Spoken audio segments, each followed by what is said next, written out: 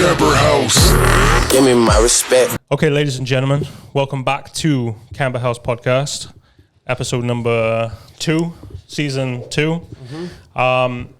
Today, I'm very proud to introduce Caribbean motorsport fans to Mr. Matt Bishop. Matt is an English journalist, author, novelist, and now current Aston Martin Cognizant F1 communications specialist. Can I call you that, Matt? I think you can. Okay. Firstly, Matt has an incredible history with journalism, first off, and particularly in Formula One, having been the editor-in-chief of F1 Racing magazine, which kind of changed the game in terms of motorsport publication, especially for me as a child in England. And then, as I believe it, and I'm sure Matt will get into it, he was slightly headhunted by Ron Dennis, former team principal at McLaren, and then has gone on to, was there for about 10 years, and then has gone on to write a book, and is now the communications specialist at Aston Martin Cognizant F1. So quite an eclectic and quite an amazing career you've had, Matt. So firstly, Matt, welcome to the show. Thank you so much for being on. Well, thank you for inviting me, guys. Absolutely. Yeah, it's a real honor to be able to speak to somebody at your level who's been in and around the sport for so long. I still have a bit of a pinch myself moment because obviously down here on this little island in the middle of the Atlantic, we don't get exposed to gentlemen of your stature that regularly. So it's a huge honor for us to be able to speak with you and have a bit of your time and be able to pick your brain on some of your F1 history and a whole bunch of other stuff. So James, you want to kick it off with your first question? Yeah, Matt, I'm very interested in your background in journalism, and I know that you came from Haymarket. I don't know how you got into that to begin with, but tell me about your background and how you got into journalism and then the route to motorsport journalism. Well, I didn't do particularly well at school. What's called, I don't know whether you have A-levels or you have something, you do, you're both nodding. So you have A-levels.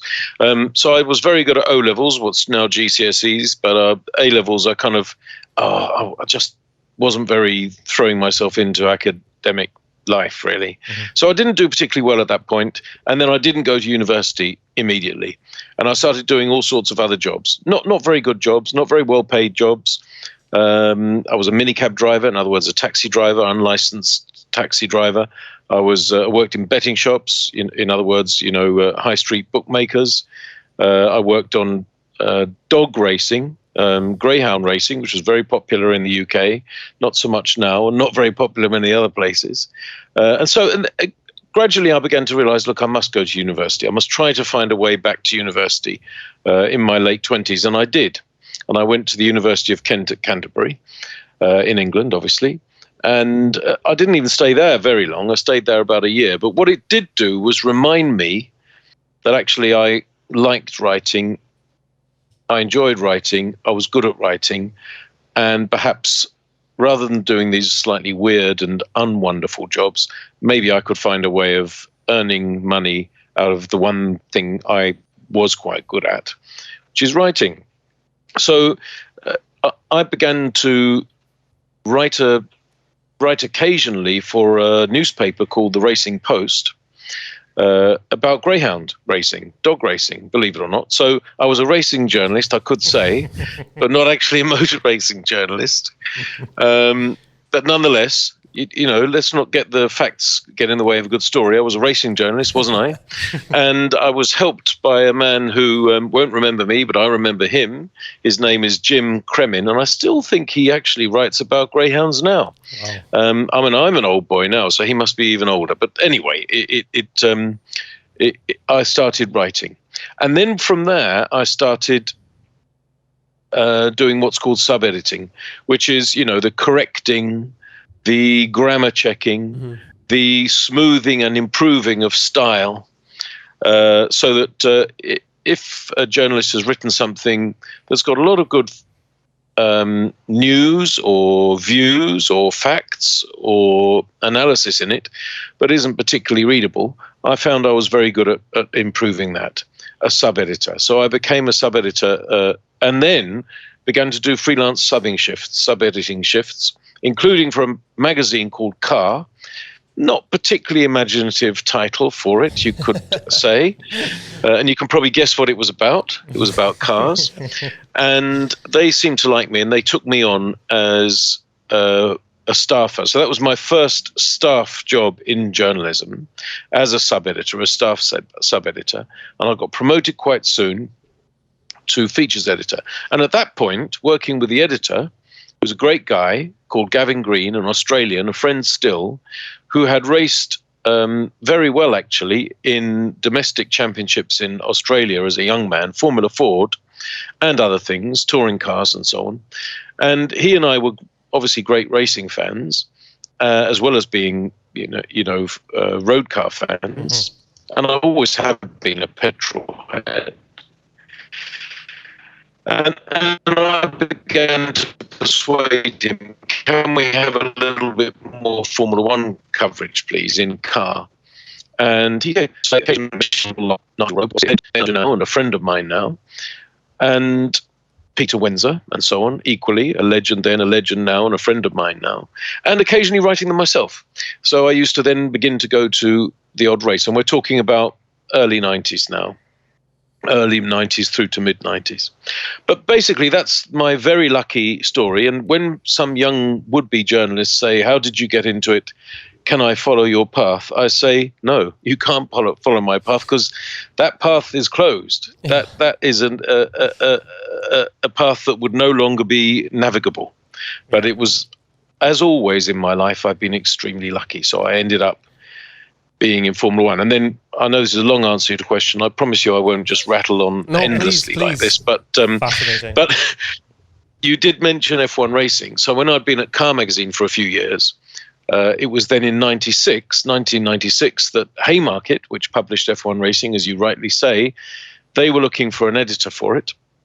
They'd already launched it a few months with a launch editor who never intended to stay there for long. He ended up working for the British newspaper The Guardian. Mike Hurd, son of Robin Hurd, famous McLaren and March designer, of course. And I ended up being the editor, and that was in 96. And from then, there was no such thing as a website. There was no such thing as social media. There was no such thing as blogs or vlogs or podcasts. So if you were the editor of a magazine called F1 Racing, you were in a very advantageous position. And I was very lucky, and I threw myself into it. Wow, fascinating. Matt, tell me, obviously, during your time at F1 Racing, you were headhunted by Ron Dennis at McLaren. Is that while you were at F1 Racing? No, I was at F1 Racing for 11 years before Ron headhunted me. Okay. So it was that way around. So I was the editor for 11 years between 1996 and 2007, and we had a great success at F1 Racing. It was I built a very good team. Not through my talent, but through their talents. Mm-hmm. I had some great people. Peter Windsor, who I'd mentioned already, fantastic journalist. Tom Clarkson, great journalist, who's now, the sport's probably, with respect to you two, perhaps the number one podcaster in the sport, since he does it for the official Formula One channel. Yeah. And but I know you're coming up the inside. You are threatening his position. I know you are. Yeah. We're drafting down the main straight. We're close. You are. You've got DRS deployed, and exactly. You're on your way. But anyway, so him, yes, that's what I said. Windsor, Clarkson, plenty of others, and a great photographer, Darren Heath, who was the greatest Formula One photographer in the world at that time, and may well still be, except that he's marooned in New Zealand because of COVID, so he can't travel to races, to his great frustration. But anyway, so we built this magazine, and when I started, it was on sale in one country, UK, in one language, English, and by the time I left in 2007, it was on sale in 34 languages in 110 countries. Amazing. And that was a real business success, and it was noticed by Formula One people and senior Formula One team principles and so on. And yes, one of them was Ron Dennis. Right. And in 2007, he asked me to join McLaren for the 1st of January 2008, and I did. I mean, I think this has been flogged to death all over the internet, but you obviously joined the team at an incredibly interesting point in time, because it's coming off the back of Spikegate, and it's going into what would eventually be Lewis Hamilton's first world championship, which in itself obviously was quite, I don't want to say controversial, but exciting. So what was that shift like when you leaving journalism, now going into work for one of the teams that you had been writing about for the last 11 years? What was that shift like? Poacher turned gamekeeper, I suppose you could say, but basically still working in the same fields. And I mean, by that time, I knew all the journalists. I knew all the characters in Formula One. And Formula One, it's political now, but it was more political then, because you had Bernie Ecclestone and Max Mosley as respectively the commercial rights holder and the regulator, really, the FIA president. Bernie Ecclestone's iron fist in Max Mosley's velvet glove. But they were very, very powerful together. Yeah. And everyone was frightened of them. And they didn't particularly like McLaren or Ron Dennis, my boss. And what had just happened before I got there was, as you say, Spygate, where a McLaren engineer, Mike Coughlin, had been found by the police. Yep. This was not just a regulatory thing, but by the police, the UK police, had been found in possession of 780 pages of Ferrari IP. Bang to rights, unfortunately.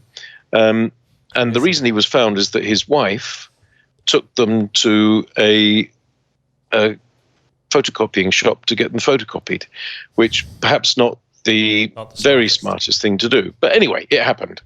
And McLaren was fined $100 million for the offence. Which was huge. That was unprecedented. It's still the biggest. Right? Yeah. It's still the largest. Still the biggest. Yeah. Yep. They paid it.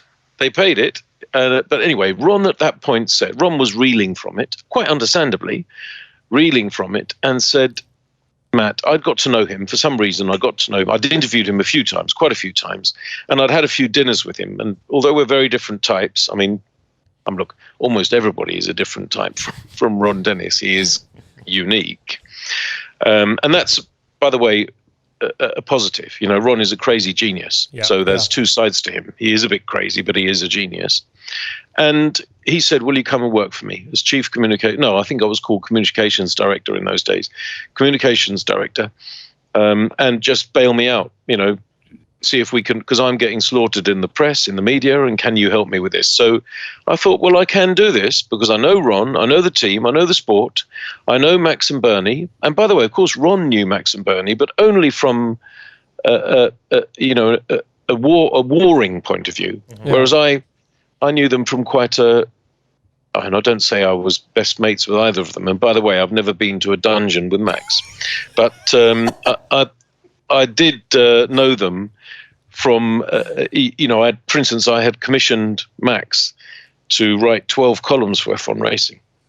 And I'd interviewed him often. I'd interviewed Bernie often as well. So I suppose I knew them.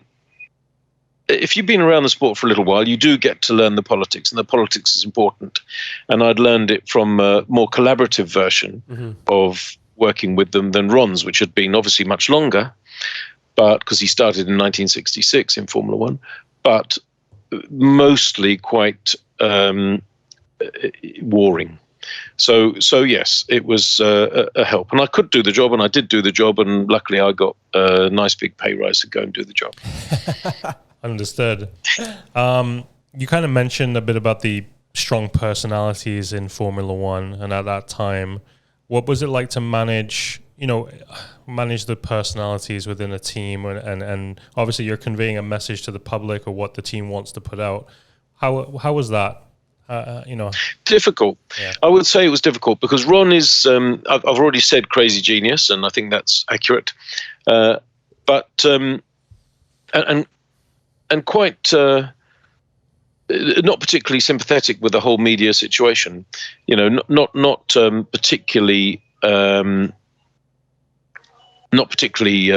sympathetic to journalists, and obviously the whole Spygate thing had been very bruising in the media as well as in the bank account, and then others. I mean, Martin Whitmarsh was there as Ron's deputy. Now I work with him, of course. Now we'll fast forward to that later in the conversation, probably, because he's now at Aston Martin.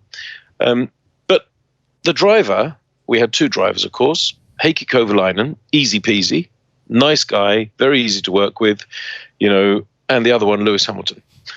Now, Lewis Hamilton, you know, I am a absolute Lewis Hamilton fan. I worked with him for 5 years, very closely, actually. But he was never easy to work with, never easy. We had difficulties with Lewis because he's his own man. He was his own man then, and he is his own man now. And I would imagine that, you know, Mercedes sometimes find him, you know, he goes off on a limb. He will do and say what he wants to do and say. And he's even more like that now than he was then, but he was already like that. And yeah, it was difficult. And the really most difficult thing was that we were climbing back. You have to realize how bruised McLaren was. $100 million fine, exclusion from the 2007 Constructors' Championship, which it had won. Yes, Kimi Raikkonen scored more points than either Lewis or Fernando Alonso the year before, 2007. So the Drivers' Championship had been lost. But together, Alonso and Hamilton had scored more points than the two Ferrari drivers. So that Constructors' Championship, which is the holy grail for all Formula One teams, had been won and lost. And $100 million down the Swanee with it. And there was a feeling of defensive pessimism in everything we did. But then I arrived on January the 1st, got to know this defensively pessimistic team, bruised and angry, confused team, but still peopled by these extraordinary people, Ron Dennis, Lewis Hamilton, and they built a great car. And we went to the first race of the year, which was Australia, which I've just got back from. Slightly different performance, I should say. McLaren 2008 and Aston Martin 2022. Anyway, McLaren 2008, we went there and we won. Yeah, we damn well won. And the feeling of redemption to have won after the absolutely ghastly winter, to win, was amazing. And then, of course, we won the championship that year in the most dramatic way possibly imaginable, on the last corner of the last lap of the last race. I can't talk about it without welling up even now. With your time at McLaren, would you say that you know, what we just discussed, that what took place at Interlagos in your first year there, was that your most exciting memory while you were with the team? Well, this is a family show, so I can't actually tell you the very most exciting things I've done in my life, obviously. But apart from those things, it's the most exciting thing that's ever happened to me. Ever. I mean, just think of it for a second. You know, the team had just been fined $100 million. The team had just been chucked out of the Constructors' World Championship the year before. And then there we were in Brazil, and I was in the garage. I was there in Brazil, in Interlagos. And Felipe Massa for Ferrari was leading the race, and Julie did win it, but he was leading the race, and Lewis had to be fifth, and he was sixth with a few laps to go. And that season of extraordinary redemption was beginning to slip away from us. And it was bad enough for me. I'd only been there a year. But for people who'd been there throughout, and throughout the pain of the year before, and perhaps people who'd been there all the way back in the Senna Prost days as well, and the Hakkinen days, and they thought, at last, yes, we're getting back to that feeling of winning. And there it was, slipping away. And if you remember, Lewis was sixth in the McLaren, and ahead was Seb Vettel, who of course I now work with, and he was in the Toro Rosso. And, you know, the McLaren should be able to beat the Toro Rosso, 2007 McLaren, 2007 Toro Rosso. But he just wasn't able to get past Vettel. And we realized as the last lap began, this is probably not going to happen. Vettel's probably not going to make a mistake, and Lewis probably isn't going to nail it. And we're going to lose the championship by a point.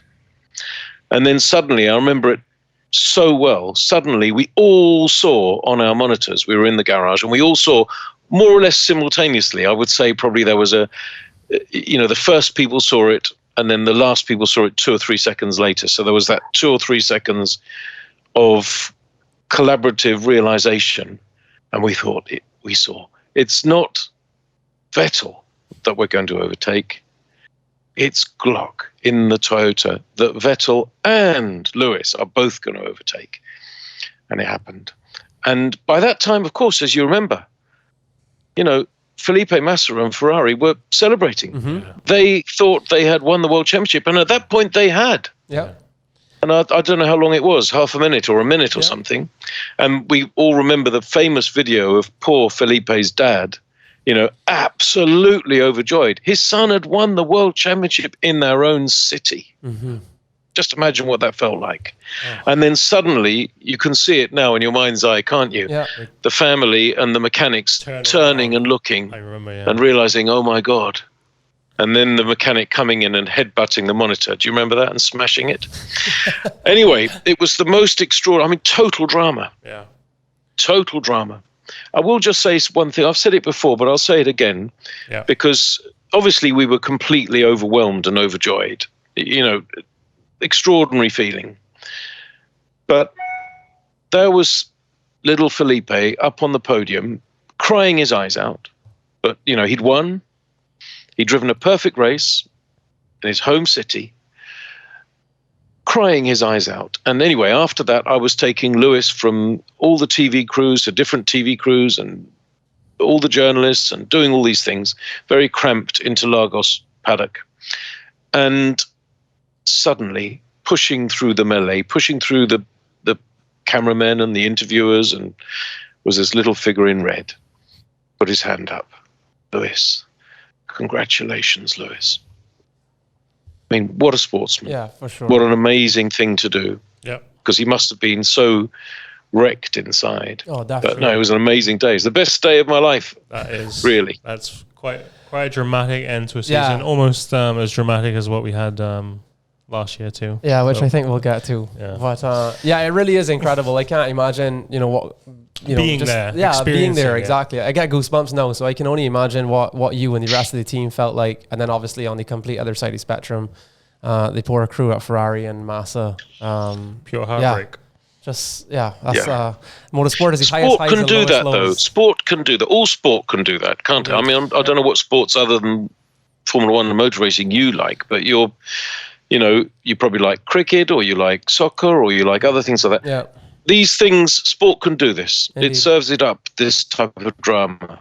It does indeed. 100%. It does indeed. So, obviously, you're repeating history a little bit here with you being headhunted by owners or team principals, which seems to have happened again in your case at Aston Martin Cognizant F1 with Mr. Lawrence Stroll. I know that you had taken, you spent 10 years at McLaren, I believe, and then had since left and written a book and become an author. How did this come about for you to get back into F1? If you might be so, McLaren came to an end for me in the middle of 2017. And, I'd had 10 great years, and I've still got a lot of good friends there, but nothing lasts forever. Yeah. And, I was very much seen as a Ron Dennis man. Ron Dennis left in December 2016. I worked initially very well with Zach Brown, who I have no quarrel with whatsoever. But in the end, perhaps he wanted someone else. Perhaps it was time for me to move on to. And so we came to an elegant agreement, which resulted in me getting a shed load of money. So I was quite happy with it in the end. Anyway. Good for you. But anyway, all these things play out in the end. And I have, affection for the McLaren team. And I was absolutely thrilled when they won at Monza last year. Obviously, I was working for Aston Martin, but I knew we weren't going to win. But if we couldn't, then I was pleased that they did, for all my old mates. Yeah. So I did that, and then after that, I thought, well, I'm not going to. I didn't have to work immediately to, start paying the bills again. I could take a bit of time off, so I did, and I wrote a novel, nothing to do with motor racing at all. I'm a gay man, as perhaps some of your listeners or viewers or wherever this is going to be consumed may or may not know, but they do now. And so I wrote something that was a little bit about my experience going back in the day when I was a volunteer in the late 80s, early 90s. Well, no, early 90s, but the book's set in the late 80s and early 90s. But for a thing called London Lighthouse, which was at the time the world's largest HIV/AIDS centre. Mm-hmm. And obviously that was a very difficult time because people would, young men were just dying of AIDS, dying like flies, dying like the First World War, really, and the same kind of ages, late teens, early 20s. And unlike the heroes of the First World War, who were venerated rightly for their courage, these lads were often ostracized and disgraced, even by their friends and sometimes by their family. Just imagine that for a second. Mm-hmm. You're 19 and you die alone, and even your mum won't talk to you. Wow, that's brutal. So that was a very difficult situation, and I was able to be a volunteer to. Well, you can't really help that. That's unfixable. Something as grim and as gruesome as that, but nonetheless, you could be there for them. Sure. As a home support volunteer, and I did do that. And then there was a rich genre of journalism. Journalism, but also novels that were written about that time, both in the UK and the US. But they stopped being written, thankfully, because of the invention of antiretroviral meds, which meant that HIV/AIDS is no longer the fatal disease that it was then. Of course, it is a fatal disease in some parts of the world, sub-Saharan Africa and so on, where the antiretroviral meds are not available. There's still 38 million people living with AIDS in the world, and 32 million have died. So it's quite a biggie. But in the Western world and the first world, things are better. You pop a pill every day, and you should be okay. Mm-hmm. So, but that meant that nobody was writing the novels anymore. And I kind of wanted one to be written. I kept waiting for someone to write one, and nobody did. So I realized I'd have to write it myself, and I have. And my mother had died of cancer, not obviously of HIV. She died of cancer, but I set up a foundation, the Bernardine Bishop Appeal. That was her name, Bernardine Bishop, and I set up a foundation which fundraises for a charity, Young Lives versus Cancer. It's called. Used to be called Click Sargent, but it's now called Young Lives versus Cancer. And all the proceeds from my book go to that. I haven't taken a penny from it myself, and all the proceeds go to it. And it hasn't sold 1 million copies. J.K. Rowling is well ahead of me, I would say, but it has gone into its second print run. And when I get my royalty checks, I send them off to the charity. So I feel that that's a thing to have done in honor of my mother. Congratulations! So there you absolutely. are. So that's what I did. Yeah. Your viewers and listeners, if they wish, can of course buy it. Even if they don't like it, their money will be going to a good cause. It's called The Boy Made the Difference, and you can buy it in either Kindle or paperback form on Amazon. We'll be sure to link it below. Yeah, link we'll be sure to link it in the notes for this show. Of course, because that's an extremely noble thing that you've done. So for sure, if we can encourage our viewers, listeners, thank you very much. It's got nothing to do with motor racing, though. So of course. petrol heads may be disappointed, but there you are. Hey, everybody's got everybody does different things. Yeah, it can't all be about motorsport. Exactly. So when did obviously you wrote the book, and you took about a year to do it. How did Lawrence get in contact? So then I went to W Series. Don't forget, I then went to W Series, which was so after I'd written the book, David Coulthard, who's a good friend, obviously I'd known for years, and he and a man called Sean Wadsworth and a woman called Catherine Bonmuir were coming together to found W Series, and which is single-seater racing for women drivers only. And they said, "Would you like to help us?" And I was quite skeptical at first. They were Formula 3 cars. I'd worked in Formula 1 for years and years. Mm-hmm. They were mostly female drivers I'd never heard of. I'd worked with Lewis Hamilton and Fernando Alonso, Jenson Button. So, I was a bit spoiled. But anyway, I did decide to go for it. And you know what? I loved it. And who knows whether there'll ever be a female Formula One driver. There have been 2 women who have started a championship Formula One race. Only 2 in 72 years. It's been open to men and women for 72 years.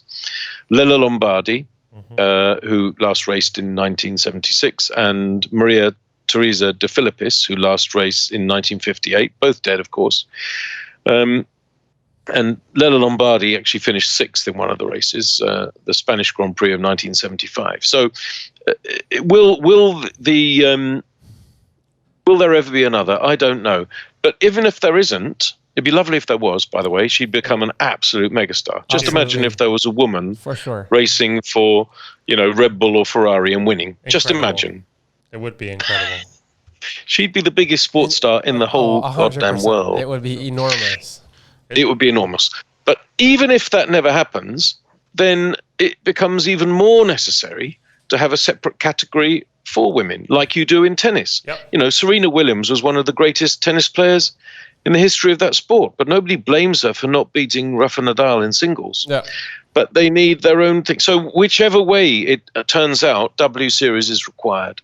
And I've now also hired Jessica Hawkins, who's a W Series driver, to Aston Martin. Yeah. Because she works with us now as a driver ambassador, working with us on sponsorship, media, content, and all sorts of things. I've seen some. She's very well spoken. She seems like she's a good girl for sure. She's great. Yeah. She's fantastic. Yeah.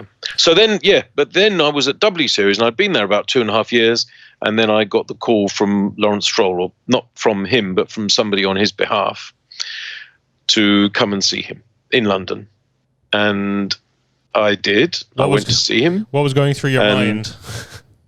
Pardon? What was going through your mind at that time? Well, remember, obviously I knew Lawrence a little bit, not very well, but I had met him a few times in Formula One when I'd been at McLaren. He was a very good friend of Mansour Ojay, who was a shareholder of McLaren, of course. So probably when Lawrence had come in to see Mansour, he would have seen me, and we'd have had, very brief conversations, but we were not complete strangers to each other. So anyway, I arrived, and he obviously decided he wanted to buy Racing Point and improve it as far as he could. We can come to that in a minute, because so far we haven't been mesmerizingly successful, but we can come to that later. Yeah. But he wanted to build this team. Racing Point was a good little team, and he wanted to build a good big team. Right. And call it Aston Martin, because he'd already bought the largest single shareholding in Aston Martin. And bringing Aston Martin back to Formula One, he had been in Formula One very briefly in 1959 and 60, but only a handful of races, and then absent since 1960. So what a great brand, one of the great global brands, and for a Brit, one of the great brands. So to bring it back to Formula One, of course I wanted to be a part of it. And I realized that the people he was hiring were good people. I soon began to think that perhaps he was going to, well, it did turn out that he did hire Martin Whitmarsh, who of course I'd worked with at McLaren for 10 years, and like and rate. And then other people who have been hired as well. And then obviously Sebastian Vettel as a driver, 4-time world champion. So I'm very lucky. I've worked with 4 world champions. Amazing. It's quite a lot, isn't it? It is a lot. Very lucky. Very, very lucky. And what would I say? So I said yes. And I went to see him, and we had 2 interviews, both an hour. First one in his house, second one in his office, quite close to each other in smart part of London. Well, you're not surprised to hear it's a smart part, are you? And anyway, yes. And in the end, after the second one, he offered me the job, and I accepted the job. And I started on the 1st of January 2021. And, in some ways, there are a lot of parallels, because McLaren, Aston Martin, very prestigious brands, both comparatively low volume, high performance road car brands, so not like Mercedes-Benz or Renault or any of these other brands that have been in the sport over the years.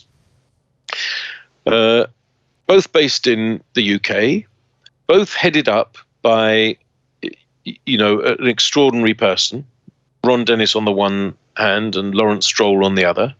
Not either of them particularly always easy to work with. I would say that to their face. That's not a thing you should shy away from saying, because those kind of people generally aren't. Hugely high standards, very exacting, demanding, sometimes even a bit maddening, but, very successful, have been successful at everything they have done before. And I was convinced that, and remain convinced, that Lawrence, who has been a success at everything he's turned his hand to, was going to do the same in this case. Last year it was difficult because the FIA changed the aero regulations in such a way that we were disadvantaged. So, we got a couple of podiums. I will call it 2. I know one of them we lost in the stewards' room, but nonetheless, 2 on the road, Baku and Budapest, and finished 7th in the championship. It's not where we wanted to finish, but as a first year of our 5-year plan, it was a basis. And then this year, of course, it's so difficult. This year, we've had 3 races. We haven't scored a point. It's very, very hard. All people who work in Formula One teams are racers.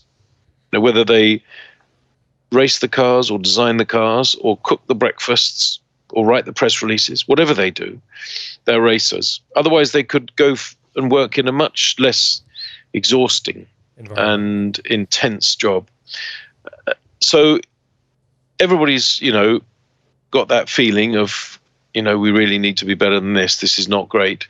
But as a result, we are pulling together, and I'm so impressed by the morale of everybody and the team spirit. Particularly, I want to say something about the mechanics and the crews.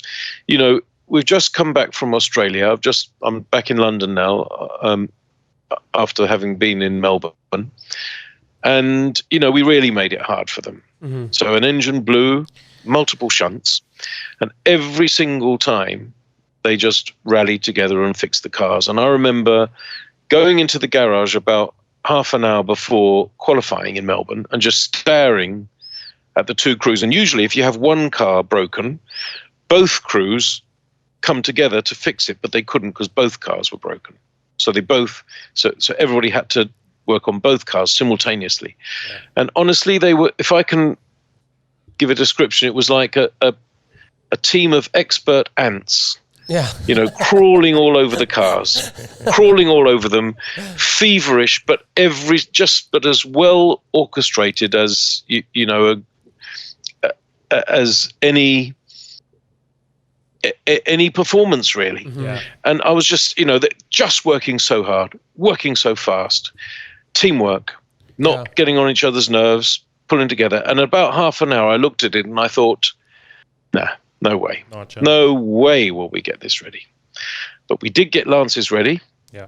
Lance went out. And then, as irony would have it, Lance was the one who then had a shunt, which bought just enough time to get Seb's one out as well. And when Seb's one went out, it was emotional. I'll be honest, it was emotional when Seb drove out. And the boys just turned to each other and hugged each other and high-fived each other. That was like winning a race for them. Yeah. And, fantastic bunch of lads, brilliant performance. Cool. It really is amazing. And then obviously this would have been Seb's first race back out since he had COVID, and that kept him out for the first 2 rounds of the year as well. So I can imagine that was, on top of everything, of course, his first kind of proper race weekend inside the car. So, and it was just an unfortunate run for you guys. Yeah. He wasn't happy. Obviously, he didn't race very well on Sunday. He didn't finish the race. All he really wanted to do was finish the race to get some miles, get some learning. He didn't finish the race. He was gutted. This is a 4-time world champion. He's won 53 Grand Prix. He didn't want. That was an underperformance. He knew it was an underperformance, but we stick together. Yeah. He wasn't his best day, but of course he hadn't raced the car in the first 2 races. He's still a brilliant driver. People say to me, no, he's still Sebastian Vettel, and he's a great driver. And everyone has an off day sometimes, and it's just everything seems to be going not quite in the right direction for us just now. But it will turn. And actually, Lance drove a decent race. I know he didn't get a point in the end, but he did drive a decent race, and we had a bit of pace at one point. We haven't yet had the situation where everything has fallen right for us, for actually us to understand really how quick or not quick our car is. We know it's not a winner. Sure. We know it's not a podium car. We know that. But it's probably not as bad as it's looking at the moment. Sure. And what's more, there's an absolute determination, a steely determination. We talk about continuous aggressive development.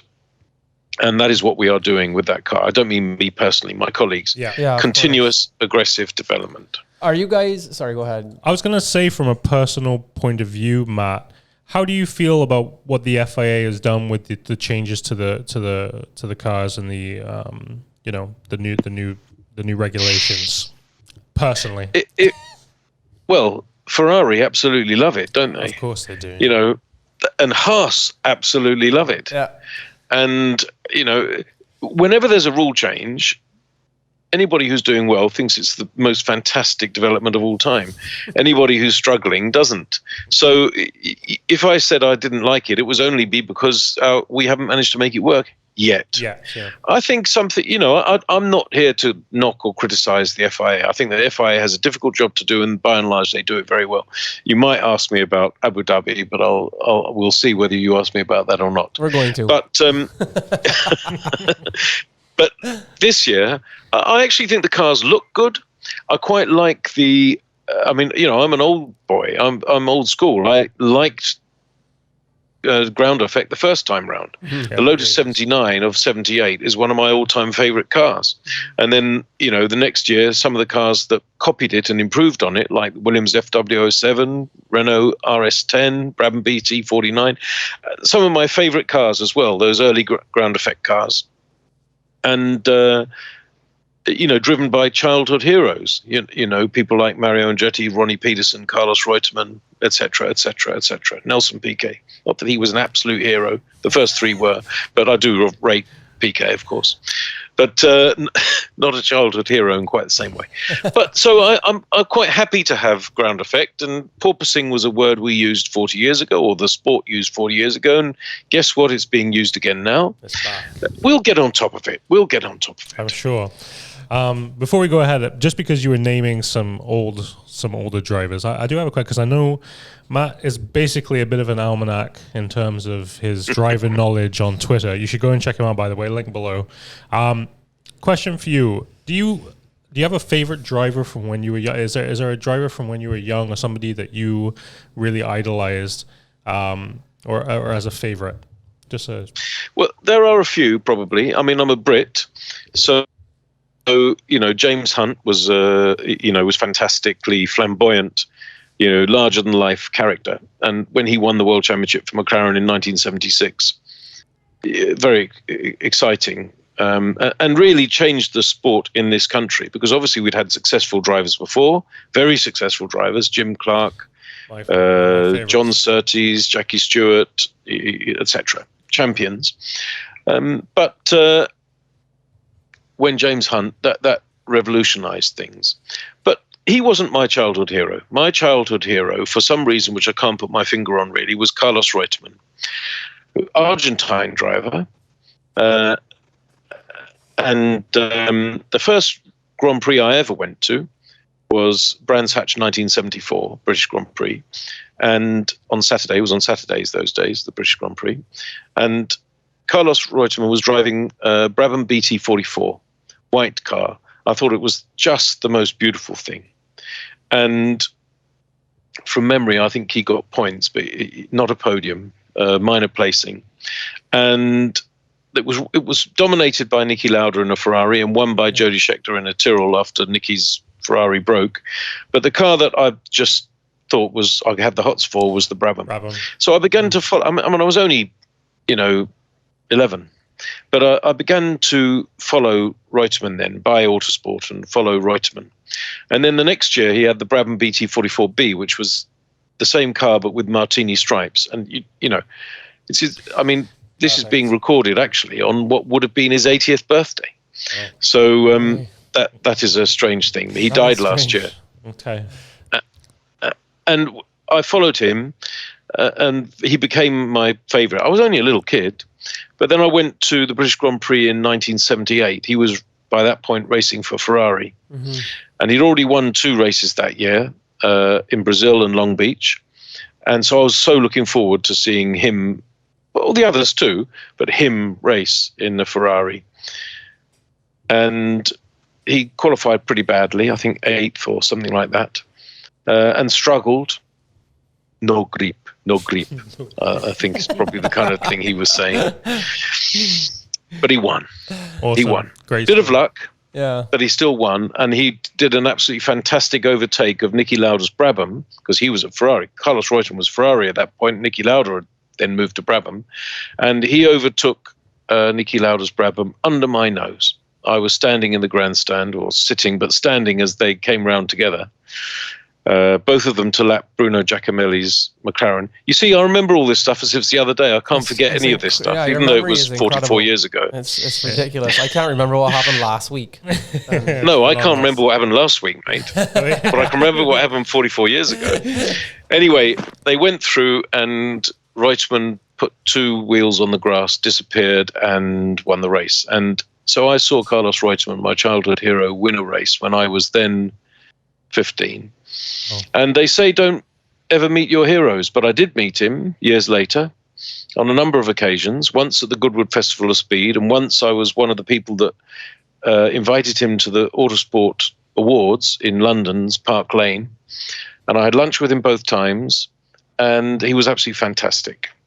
And I'll be honest with you, even though I only met him a few times, when I heard the news, I was sitting in the back of a taxi in London.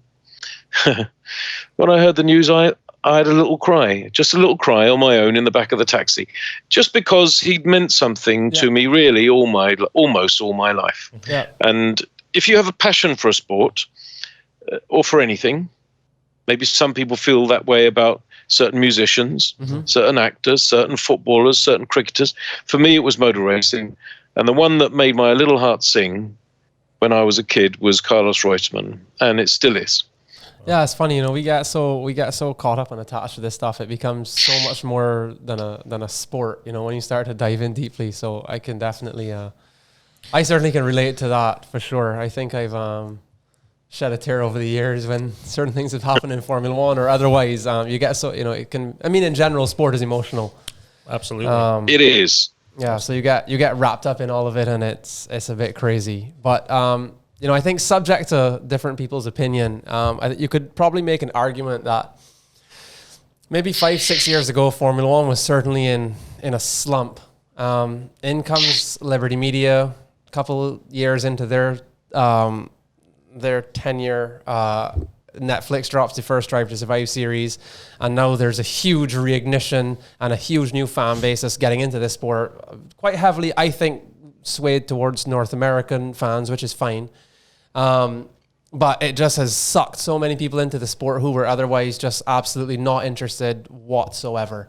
And I think there's been lots of positives. And as a longtime F1 fan, personally, I think there's been some negatives. I have a small group of friends with we chat about Formula One all the time, and we refer to them as the Netflixers. So they've watched a season of Formula One, Drive to Survive, and now they think they're experts and they know everything and they get it and don't understand racecraft. And anyway, all that aside, do you have any opinions on or thoughts on the Drive to Survive series and kind of what it's done for the sport commercially?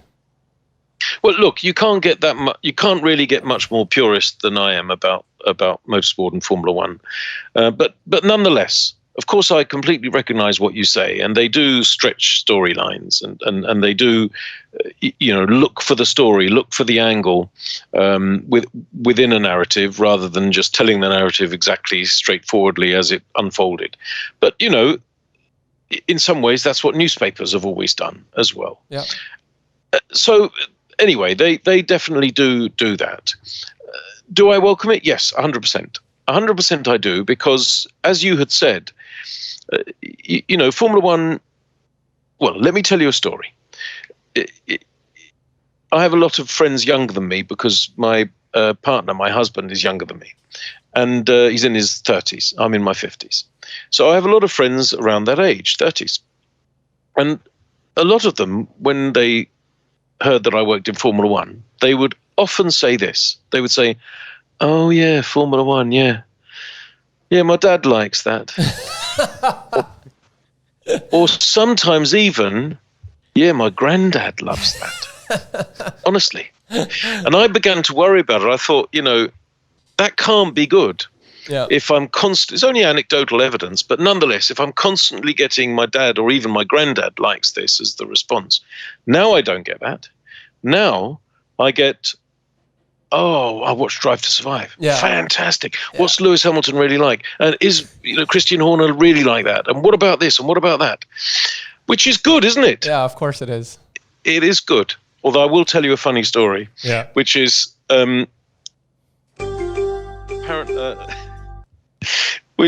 that I encountered someone who said, "I really like Drive to Survive. I really do. I've watched all the seasons. I love it." This was a woman. "I love it. But it's irrelevant that it's a woman. I probably shouldn't have said that anyway."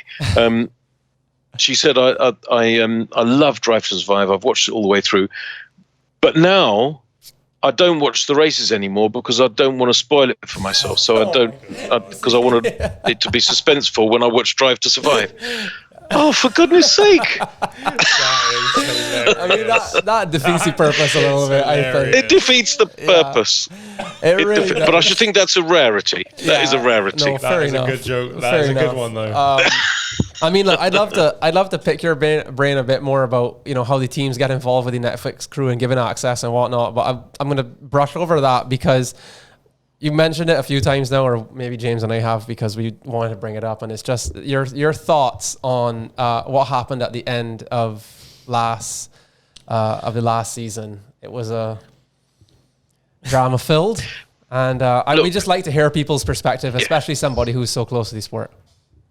So I think that's about the hardest job in the world. I think it's about the hardest job in the world. To be any referee or umpire is extremely difficult, in international sport with hundreds of millions of people watching and slagging you off on Twitter immediately. Yeah. So that must be extraordinarily difficult and high pressure. So let's just say that, first of all. Yeah, and I wouldn't stick my hand, I wouldn't be able to do it, but even if I could, I wouldn't volunteer to do it. Yeah. I wouldn't. I think it's a very, very, very pressured job. So let's say that first of all. Was the right decision made? No, probably not. And by the way, that's now become clear. That's not a controversial thing to say anymore. Indeed. Because that's what the investigation has found. Yeah. And Michael Massey no longer works in that position. And, some people say he should have been retained. Some people say he shouldn't have been retained. But very few people say that the 2021 Abu Dhabi Grand Prix was refereed in an impeccable way. And in fact, the FIA itself has now conceded that the errors were made. Yep. I personally don't think they were made through any cynical motive. I think they were made with the plan to make sure that a good motor race would be put on, and that we wouldn't finish a race that was decided under. Hindsight's a great thing. They could have thrown a red flag out. They could have let all the cars unlap themselves. They could have let none of the cars unlap themselves. All of those three options would have been better than what happened. Because basically, prior to the Latifi shunt, Lewis Hamilton had the championship won. He did. And after what happened, there wasn't even possible for him to win the world championship.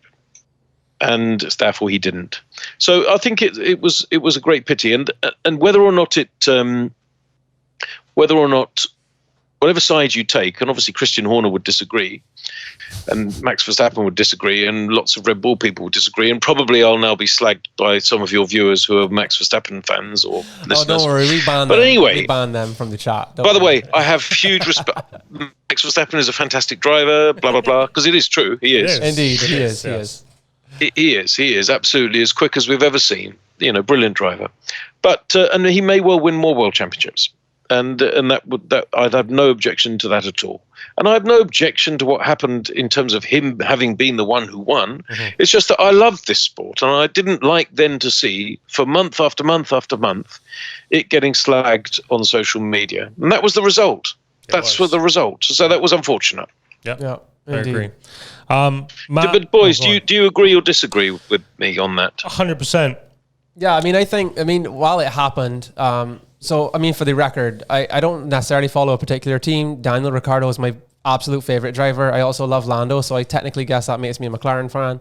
But I also love Charles Leclerc, and anyway, nonetheless, I wanted Lewis Hamilton to win, and while, of course, Max deserves it, I felt it was Lewis's championship. It was his 8th. That's what I was expecting. Then Latifi had his shunt, and then I saw what happened with the safety car, and I just could not believe that I would have preferred red flag, let's race for 5 laps, and whoever gets it, gets it. I agree. If that had happened, if they'd said, right, red flag, yes, and then change the tires. Commentators had been briefed as follows, because that's what you do. You brief the commentators, tell them this is what's happening. And if David Croft, for instance, at Sky had said, okay, it's a red flag, we've now got a 3 or 4 lap dash for the championship. Go and make yourselves a cup of tea or pour yourselves a beer. Come back. You're about to see the most exciting 3 or 4 laps you'll ever see. 100%. Yeah. Wouldn't that have been good? It would have been fantastic. I mean, part of me worries it would have been a massive accident, but it also could have been just fantastic racing. Why, Verstappen just sending it down? Yeah, he's going to just dive bomb into the first corner for sure. But if that had happened, then of course there would have been controversy and the stewards would have another decision to make. 100%. But at least it would have given both drivers the chance to win the championship. A fair chance, correct. Yeah. Completely agree. Yeah.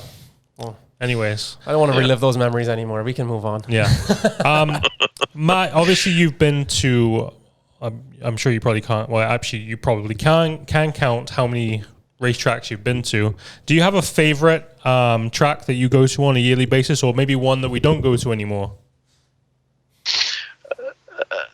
I always used to say the ones I like the best are the ones that begin with M, just by chance. Monza. So I loved Melbourne. Well, yeah, I'll tell them in kind of Melbourne I love because it's a great city, fantastic place. I've just come back from there. And I personally like the vibe there. I love the fans. They're so passionate. And this year they were so passionate because they hadn't had an Australian Grand Prix for 3 years. So they were just so thrilled. And, you know, Aussies love their sport. You know, as you know, whether it's rugby or cricket or Aussie rules, they love it. And that's a great atmosphere. And it's for many years has been the first race of the season. So you come from the British winter, which is freezing cold, and then you arrive and T-shirts and shorts, and it's a great thing to be in Melbourne at that time. And I met my husband there. So that's 12 years ago. So that's a favourite. And then the next one, Malaysia, you may be surprised to hear, but I think Sepang is Herman Tilke's greatest track. And I love the vibe there as well. It's just it was the first Tilke track, was the first Asian track outside of Japan. And there it was, the first brand new track. I remember going to it in 1999, the first one. Incredibly hot, ridiculously hot, much hotter than I'd ever been anywhere before. And it just excitingly foreign and different. And I think it really became quite a great event. I think it's a good circuit, a good flowing track with the, you know, you couldn't overtake without DRS. There's lots of lines you can take into corners. So there's another M. Monaco, unbelievable place, just because. And somebody said, I'll tell you what, we're going to try and race cars around there. They'd say, are you out of your mind? Yeah. But the drivers love it, you know. I know it's hard to overtake and sometimes it doesn't make for a very great spectacle on TV. But, I mean, the drivers say, you know, Kevin Magnussen said something to me once. He said, if by magic you could be, you know, strapped to the car or somehow were to be, you know, make a miniature version of yourself and strapped to the side of the cockpit, and so a non-driver could be in the car. Monaco is the one that will blow your mind. Yeah. Monaco is the one where you turn left into Massenet and crest the bump at Casino Square, wobble, nearly bang the guardrail on the left-hand side, and then down to miss the bump, brake hard right into Mirabeau. All of that. He said, you just can't believe it's happening. Even I, when I'm driving it, said Kev, can't believe it. So, and then it's a glorious irrelevance, extraordinary place. So I like Monaco. And then I like Montreal because of the same reasons as I like Melbourne, really, because it's a brilliant city. So great event to go to and a good circuit. Mixture, I'd say it's kind of half old, half new, but a historic place. And the last one is Monza, because Monza, everyone who loves motorsport must go to Monza once. As you walk in, it's autumn, it's beautiful golden leaves, green turn into gold, and it's like as the wind rustles the trees, it's like you can hear Alberto Ascari's ghost. Of course, he died there in 1955. And it was the fastest track for many, many years. It still maybe is. Don't know about Saudi Arabia. You probably know the stats better than I do. But proper quick. And all the great people have won there. And yeah, Monza, fantastic. Including that. What about you? What are your two favourite races? Well, I've only Silverstone for me because it's childhood going to races with my father. I've been to Montreal. A lot of Bajans tend to go. A lot of people from here tend to go to Montreal. Yeah, I've never actually been to Montreal. I've watched Silverstone and then thoroughly enjoyed that. That's actually the only track I've ever been to watch F1 live. And if I had to choose another one to go to, I would love to go and watch Spa, just because I think it's such an incredible track. Well, they're talking about taking it off, maybe. So, well, I would say Spa and Suzuka, obviously are two fantastic. I mean, to drive, but I don't drive them, do I? And so Spa is, this last Spa was obviously appalling, but it was impossible because of the weather. Yeah. And Suzuka, Tokyo is a great place to be, but Suzuka is not, other than the racetrack. Yeah. I'll tell you another answer I'll give to that is that a circuit that I would love to have been to when it was hosting Formula One was Clermont-Ferrand in France. The Charade circuit at Clermont-Ferrand, which was very difficult, pretty dangerous, and again, really all the best drivers did well there. It's a really great place. When I actually ghost wrote a book with Emerson Fittipaldi, Emo, A Racer's Soul, if anybody wants to buy it. Again, no money went to me for some reason. One day I must write a book that I actually get some money from. But anyway, that was another one that didn't, but it's still available. And I think he says the old Nürburgring Nordschleife was his favorite circuit, but he loved Clermont-Ferrand as well. Okay. Last question from my side. Go for what it. are you driving right now, Matt? What car are you driving these days? Well, I have a Volkswagen Up just for knocking about, going to the dry cleaner, whatever. I have an Audi R8 4.2 V8 manual. Oh, nice. Wow. And, which I chose carefully because I'd like manual cars. I don't like automatic cars. I like manual cars. And I think that mid-engined, newish, or modern classic manuals are going to increase in appeal. So it's a 2008 car. They only done 23,000 miles when I bought it, which is only last year or beginning of this year, I think. I love it. It's a great car. It's got the open gate, clickety-clack gear change. Perfect. And it's 420 horse. It's, nowadays, obviously, the modern R8 V10s or Aston Martins have 600-700 horsepower, and Ferraris and Lamborghinis and McLarens. But 420 in a light mid-engine car is perfectly fine. And I also have a 1967 Chevy Corvette Stingray. No way. Do you drive it? I do, yeah. I don't drive that every day, of course, but I do have it. It's in an underground storage around the corner, and that's a great car. That's a beautiful car. It sounds fantastic because it's got the old small block Chevy, what they call small block, but it's still 5.7 litre engine. Huge, yeah, I know. And it's a great car, and it's got the side exhausts, It's what's called a high-pow engine. So that's short for high power in America. Right. Or at least it was then. Right. It's a great thing. Yeah. I enjoy knocking about in that on a summer day. That's a solid collection there. Surprised no Astons though. No Aston Martin. Yeah, I can't afford an Aston Martin. If they gave me a free one, great. Happily. Yeah, I don't blame you. Amazing. Matt, you've been absolutely more than generous with your time. So James and I can't thank you enough for having a little chat with us today. I think I'm confident that the 6 people that watch this podcast are going to thoroughly enjoy it. Yeah, it's been a real honor to be able to have this much of your time and to just pick your brain in some way that's so close to the sport. As I said in the beginning, it's not easy for 2 little boys that live on an island in the middle of the Atlantic to get access to somebody like you. So yeah, we just greatly appreciate it and are very lucky, I think, to have been able to spend this hour. I enjoyed it, boys. I enjoyed it. And you do a good job. So thank you. Thank you very much. Appreciate that. Thank you.